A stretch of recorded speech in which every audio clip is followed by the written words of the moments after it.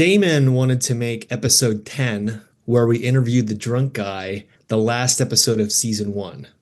And do you agree, Damon, that you said that to me? Let's give context. I was going to give reasons. Yes. Okay, go ahead. So, I mean, you can give the reasons if you want to, but basically, number one, my schedule this month is making it difficult for us to record, which is why we skipped a week there. Sorry, Brandon. Brandon being our so far one Patreon subscriber, but I gave him a Dice Life t-shirt, so he's happy for now, but we are There you gonna go. need to start giving him better content sooner or later.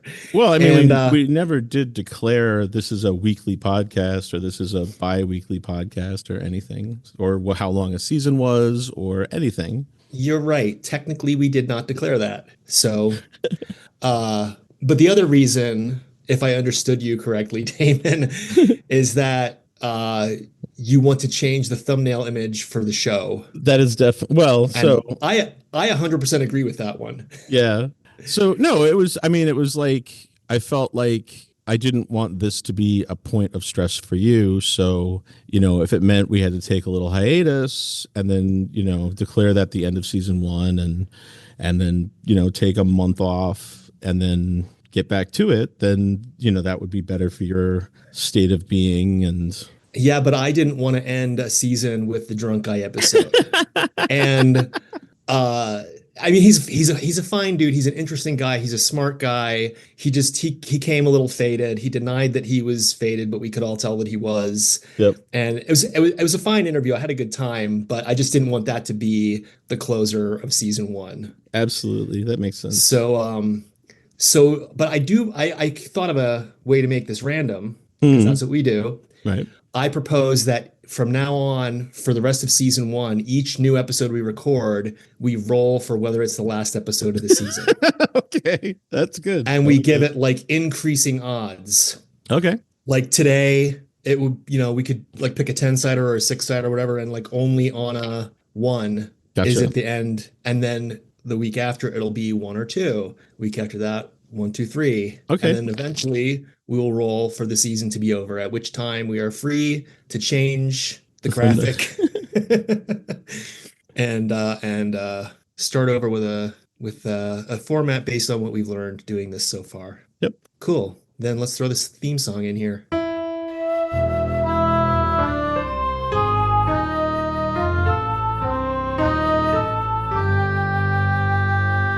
Welcome to Your Aleatoric Reality, the podcast that rolls dice for when to end a season. I love it. So thank you everybody so much for joining us. Please help us grow the show by giving us a 5-star review and telling your friends about us. If you don't like the show, if you think it's a piece of shit, please still give us a 5-star review and then email us and give us a piece of your mind. But we do need your help to grow the show. We are growing slowly. We're getting some more listeners, but we'll be able to do this and do bigger, cooler things when we get a bigger audience. So I was proposing. Oh, I have a bit of news. Mm-hmm. Do you have news? Do you want to go with news? I do. I have news as well. Cool. Oh, so I was going to say I'm excited that I finally got the prototype dice for that game that I dreamed. Mm-hmm. And I came up with a name for it. It's Roll with the Flow. Roll with the flow. Yeah. Nice. And mostly just to have WTF in there. Because I didn't even see that. That's good. Yeah. But the prototype dice look nice. They're slightly larger size dice, and I just cast them last night or made the molds for them last night. But I'm excited to go forward with that. I started writing the rule book up, and it has lots of randomness. There's like five variant rule sets. Nice. Yeah, so there's like the straight game, and then there's all these little variable rule sets, and I keep coming up with more little twists to make it even more random. But yeah, it'll be for 1 to infinity people. And That's right. You don't get a lot of games that are for 1 to infinity players. Yep. And then there'll be like a recommendation that for every 5 people that are playing, you have another set of dice. Huh. But because it's like a roll and pass game, so just in brief, there's 2 dice. They're both 8-sided dice. It's a pair, and they have the number 1, the number 2, a stop sign, and a fire symbol in varying arrays. Right? Varying proportions. Correct. And And then there's a second die that has the letter U, which means you, the letter L, which is the person to your left, the little R is the person to your right, and E is everyone. Nice. And so you roll the pair of dice, and if you get a pair of things, that thing happens. Hmm. And then with the second die, which is an optional dice, you don't have to play it with with both die, but this is kind of where it scales up and has varying rule sets. So like you could roll to destroy a point, and it doesn't happen to you; it happens to the guy to your left, Right. or whatever. So Or everyone. or everyone, right? And the thing that I thought would be real beautiful chaos is if you had like 20 people playing with four sets of dice going around the table, everyone would always apply to everyone globally, not just the subset of three. Hmm. So, I mean, so you've got, you, left, right, everyone, but everyone would mean all the players All with the all the players. So, yeah, that could get That's crazy. awesome. Yeah. I love things that are random like that, and especially things that came out of dreams. So I'm looking forward to playtesting this when I get back to town. Yeah, no shit. So What time, you're about what, halfway through? No, not even. almost a third, well, about a third of the way through, yeah. So I'm out in Salt Lake City right now doing a training, and I'm not going to talk too much about it or at all because there's things that I'm not allowed to say that are like, Hmm. proprietary and trade secret kind of stuff. And so just to keep it simple for myself, I'm not going to say anything at all other than I put out fires with a fire extinguisher last night, and it was a lot of fun. Like actual fires. Hmm. Sweet. Yeah, literal fires, literal putting out of fires, which was fun. So, all right, well, your news is better than my news, but I did play a new game. Oh, cool. I got as a stocking stuffer for my kids for Christmas. I got one of Andy Looney's latest offerings, Are You the Robot? Hmm. I haven't And checked this in with him is in a while. Looney Labs is great. Looney Labs, creator of Flux, is their big Hmm. flagship one, and then there's a bunch of pyramid games that they do, those little pyramid crystal pieces. I Yeah, don't those really aren't understand great. it. I don't understand it. It seemed he actually acquired that from another company, the hardware, and then he Hmm. started coming up with all these different rules for different games you could play with that set. I have not delved into that at all, but I've played Flux a lot. Yeah, I love Which for Flux. those which for those who don't know, Flux is a game where it's a card game, but the rules are constantly changing because the cards that you play actually change the rules. When you Hmm. start playing, there's no winning condition. The winning condition comes out as a card, but then it can also change if somebody else has a different winning condition. It's Yep. a lot of fun. And then there's a bunch of different like, IP branded versions. Like there's Wizard of Oz Flux, there's I don't know what all there's Monty Python Flux, there's all kinds of It's still different, the same game though. There's not themed. even, Yeah, yeah. but the stuff that you're trying to collect is themed to that Hmm. that fan property or whatever, which is kind of fun. Yep. I always like getting the themed sets. Now, is But he the so, original author of Are You a Werewolf? I know he has a copy well, of it. are you the werewolf? So werewolf, or some people know it as mafia, is I believe that he did not create that. I think that's just an old game that like people used to play at summer camp Mm. and stuff. I don't know where we should probably find out. I don't know where it came from, but Andy Looney is on this series of iterations of tinkering around with that concept. So in the original version of Werewolf, in the very original version, you have a group of people. You need a lot of people to play, like 10 people. Hmm. And then like one or two of the people, depending on how many you have, are secretly a werewolf. And you'll deal out cards like we have a bunch of number cards and then two face cards, and the face cards are the werewolves. Everybody looks at their cards secretly, and then you put it down, and you have to have a game master to say, so it's nighttime, everybody in the village goes to sleep, everybody close your eyes, and then they say werewolves, open your eyes, recognize each other, and then point to someone. And when the two werewolves, everybody else has their eyes closed, but when the two werewolves agree in pointing at someone, that person has been killed. So the game master then says, werewolves, close your eyes. It's now morning. Everybody wake up. And John has been killed in the night by werewolves. And then the players discuss. They call it like a social deduction game. Everybody talks to each other and accuses people or asks, who's the Hmm. werewolf? What were you doing last night? And it's role playing, but everybody tries to figure out who the werewolf is. And then in the day phase, the players agree on who to lynch. Basically, like if we all think that Sam is the werewolf, we're all going to kill Sam. And then the game master say, okay, well, it's nighttime, everybody close your eyes, and you do it again until either all the werewolves have been killed or all but one of the villagers have been killed. And it's assumed that if there's not more villagers than werewolves, the werewolves can just openly kill them then. Right. So the players have to eliminate all the werewolves, but the werewolves only have to eliminate down to the number of werewolves that are still alive. So Andy Looney, who was formerly a NASA scientist and then found that his side hustle of having a game company was making more money than his NASA salary. And that's when he said, you know what, I'm just going to be a game designer now, which is a great story. I love it. He decided he wanted to try to make a phaseless version of werewolf, a werewolf that you didn't have to have a game master. Because if you're going to do the night and the day and Hmm. somebody has to observe who the werewolves kill, that means you have to have somebody playing who's the game master and is not playing, which is one of the reasons you have to have so many people. But he has a version that you can play with minimally, I think, 5 people, Mm. and it's phaseless, and that's called "Are You the Traitor?" Are you the Ah. traitor? Because the theory, and he didn't publish it this way, but he said he was inspired by Lord of the Rings, the idea that somebody is carrying the ring. You have a group of people, the Fellowship, who are trying to destroy this evil magic ring, and but only one of the person actually is holding it. So he thought, like, if you had one person holding the ring and one person who's secretly the traitor who wants to sell you out to the evil wizard, Hmm. you don't need phases. Everybody just talks to each other, and either a player can kill someone thinking they're the traitor, or the traitor, the evil wizard can try to kill the ring person. Basically, when someone points and says stop, that's the end of the game. There's only one phase. And if you're right, your team wins. If you're wrong, your team loses. Are you the robot now? Remember Are You the Robot that I brought up like Hmm. half an hour ago? So Are You the Robot is now he's come up with a version that can be played with only 2 players. And so I don't want to go into the mechanics too much of it because I want people to buy the game. It's only $2. You should just buy the Hmm. game and try it out.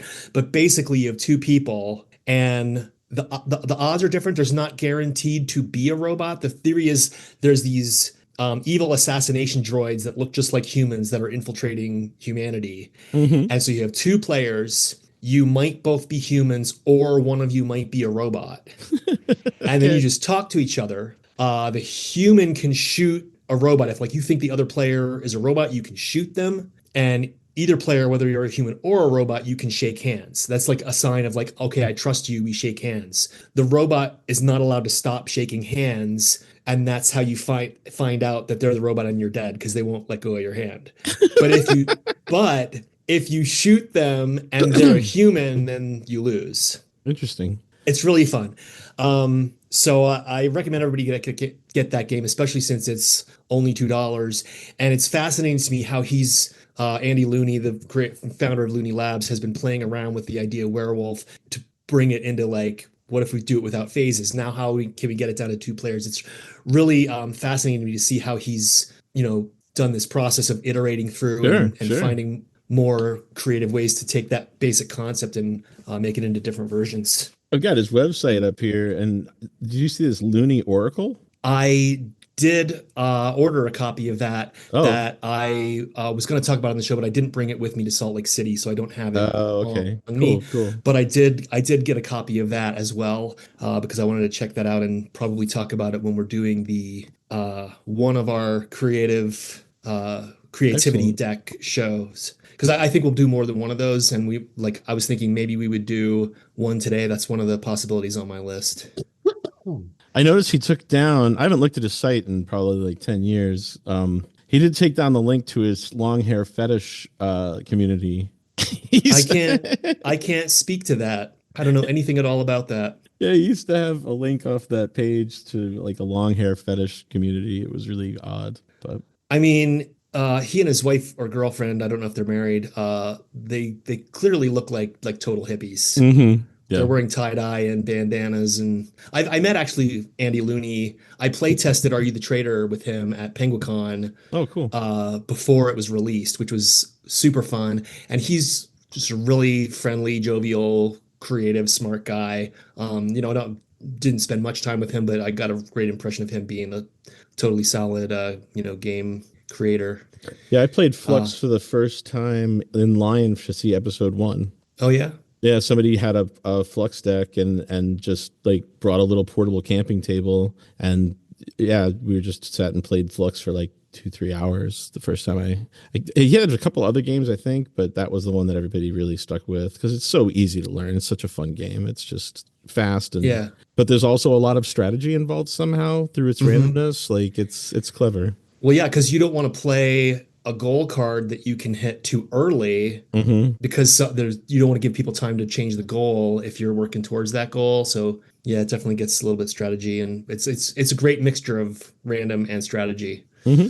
For sure. Um, And the other news, I love games where you can change the rules in the middle of the game. That's just absolutely. yeah. Have you ever played Nomic? Mm-mm. I've always wanted to, but it's a game. It would be a convention game, and you would have to like get people to like sign up ahead of time because it's fairly complicated. But it's basically like a parliamentary game where you have a set of rules of like how the game works. The whole Hmm. game is basically proposing new rules and getting them passed by a vote of the players. Okay. And similar to Flux, I think Flux might even be just like a really simplified version because the winning condition, you start with no winning condition and then you try to create a winning condition that will advantage you. In Nomic, you basically have there's two separate rule sets. There's one called like the immutable rules, which is kind of like the meta how the proposing and voting works. And then you have mutable rules that are the ones that you can vote to change or revoke or add new ones or whatever that are about like how you score points or how you win and that kind of thing. Hmm. And then you try to basically get points and get rules passed that will advantage you. But in order to do that, you have to convince other people that it will advantage them so that they will vote for it. And then you can also propose like things like systems for changing the immutable rules. Right. And so the game can go totally crazy. It probably takes a lot of time. It's probably a little more cerebral than like slapstick fun. Right, right, But right, right. I've always wanted to at least because I've never ever played it, and I would like to give it a try sometime. But that's probably where the similarities to Flux end. But the idea that you start off with there's no rule for how you win this game. We have to create it as we're playing, you know. Right. Another one that comes to mind too is have you ever played the Totally Insane card game? Is that anything like 1,000 blank white cards? Mm-mm. No, no. I This don't know the is totally insane card game. it's Uno, but with 27 action cards instead of like four. And What are the yeah. actions? There's this whole thing about how there's like a totally useless card, and I haven't played it in a long time. We'll have to go into it deeper at some point, but there's these dead cards, and like there's these cards that you can get stuck with in your hand. Uh-huh. And then there are ways to make people take cards from your hand. And so like, some of the cards are worth negative 150 points. Uh-huh. And so if you've got this card and you can't get rid of it, you have to get somebody else to take it from you. Right. And there are ones that have like different colored backs that's like worth like, an exuberant amount of points. But there's also a dud card with the same colored back that's like Mhm. I think worth 0 points if I remember correctly. But that game is really fun, and it's not really a rules changing game, but it's very chaotic. It's Yeah, it very sounds like chaotic, it. and you can end up with like 30 cards in your hand. Uh, Like, it's just weird. yeah. Well, that is nothing like 1,000 blank white cards, but 1,000 blank white cards is way more chaotic because Uh-huh. the game is literally like you buy 2 packs of like 500 index cards, Hmm. and that's like those and pens, Okay. and you can hand out cards, and you can write whatever like this card is worth 10 billion points, or this card makes Joe lose all his cards, you know. Uh-huh. And but the thing is, any card that you write, in order to like get the effect, you have to play it, and Hmm. now it goes back into rotation so other people can get it too. But you can literally like people do things like just like draw Pikachu and it says Pikachu with an exclamation point, and then like somebody gets in their hand like, what does this do? Like, like it doesn't do anything. It's just Pikachu. I just wanted to make a picture of Pikachu. Right. So that game is like as chaotic as you can get. Actually, I sent you the link to this because it looks like the company that makes this is local to Salt Lake Oh yeah? and have a storefront. Yeah. I should go check it out while I'm here. Yeah. Or at least they advertise local pickup on their website, but Well, then they must have it. Yep. All right. Well, should we roll for a topic or should we just like call this a mini-sode and like do a second episode about a topic? Your call. We could roll for it. All right. Yeah. Hey, in episode one, you said anytime a question is asked, default answer should be to make a table. Yep. So you want to give the odds on a D6?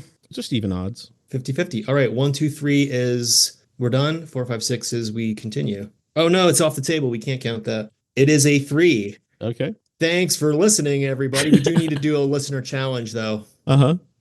And I think the listener challenge should be one of the games that we talked about. Either like go to Looney Labs and make a list of 4 or 6 or 12, whatever, however many you want to roll for Looney Labs games to order, or you could put Thousand Blank White Cards or what was the name of the game you said? Crazy, the Totally insane insane card game. card game. Totally insane.